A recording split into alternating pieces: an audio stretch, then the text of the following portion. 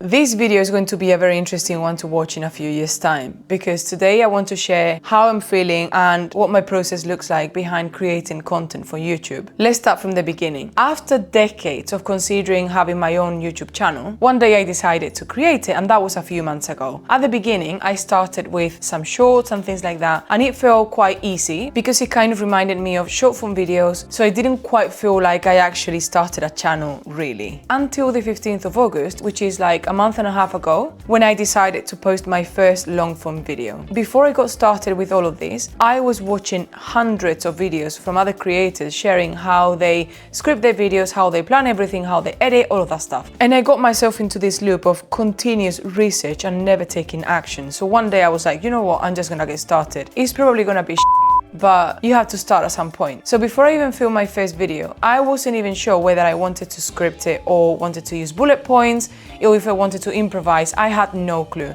So what I did was I scripted the whole thing. And when I sat down and I started filming myself, I was like, I feel like a robot. I didn't like it at all because it made me feel like the whole process of sharing an idea or a concept was kind of lost into remembering the script and acting in front of the camera. So I wanted to be more natural. The second thing I tried was to have some bullet points. So I know what to talk about, but I wouldn't have to read anything. And this seemed to work really well. I've also tried fully improvising in front of the camera. And now that I've tried all three, I can say that I personally prefer the last two, either having bullet points or improvising in front of the camera, having a rough idea of what I want to talk about. So the scripting took me ages. I was using ChatGPT to help me put it together so that it wouldn't take me hours, but the result just wasn't quite what I wanted. So I never ended up filming myself following a script like that. I just didn't like it. It looked like something I wasn't looking for. My other 5 videos are a combination of following some bullet points and improvisation. It's funny because many people have asked me if I actually read from a script, and I'm like,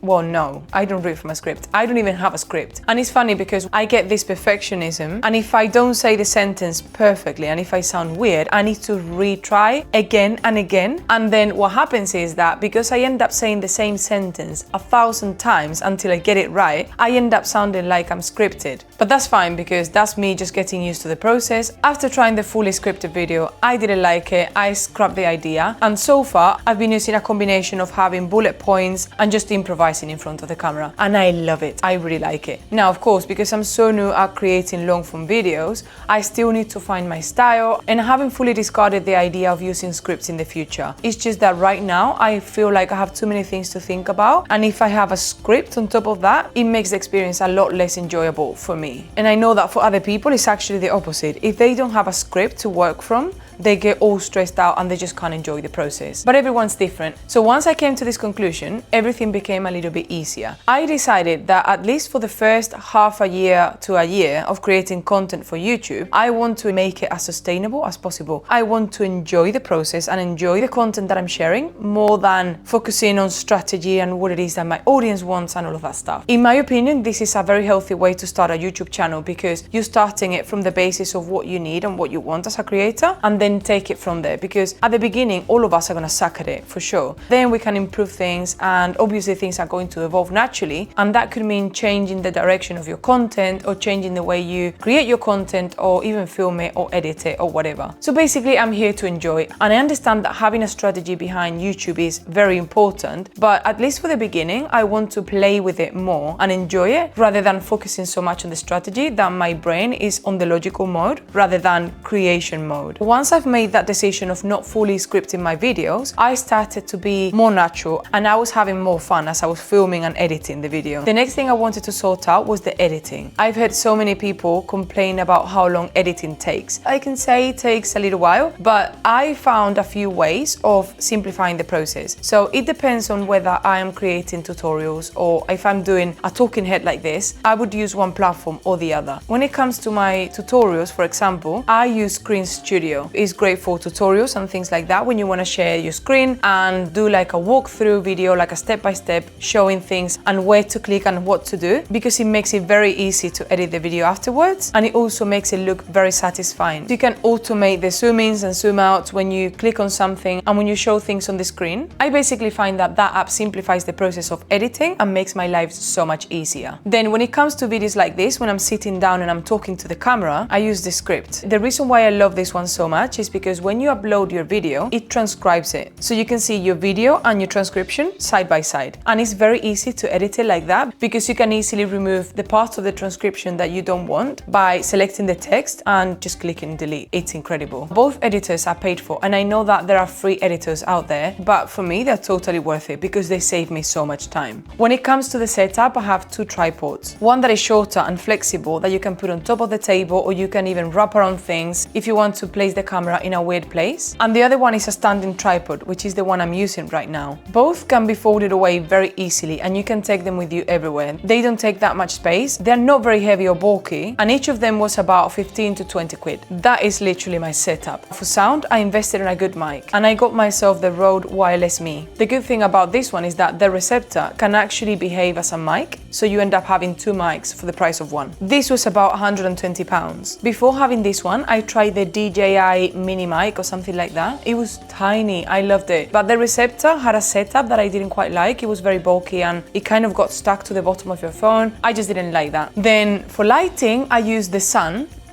I use natural lighting, and so far I'm liking it like this. To be honest with you, I want to keep the process as easy and light as possible, and having more items could potentially improve the quality of your videos in the long term, but right now it's only gonna add more pressure and stress, because for the first few videos I don't want my focus to go towards gear and devices and how to improve it. I wanted to go more towards the actual content that I share and to enjoy the whole process. So the best way for me to enjoy the process right now is to make it as simple as I can and easy to carry around. So literally that's it for the gear. I have two tripods of different sizes and different uses, and then I have a good mic. That's it. I don't use any artificial lighting for now, and everything is very easy to carry around. When it comes to the actual creation of the video from beginning to end, it takes me anywhere from 6 to 12 hours, and it's leaning towards the 10-ish, 11 hours more than towards the 6, 7 hours, unfortunately. Right now it takes me a long time because I'm still building my processes and I'm still getting used to where to put the camera, how to set up everything, how to come up with ideas, what to talk about and all of that stuff. So at the moment, for a 7 to 12 minute video, it takes me about an hour of filming, and within that hour I repeat myself a lot and I make many mistakes. But within that 1 hour clip, there are many gaps with silence, there are many repetitions, or I cough or sneeze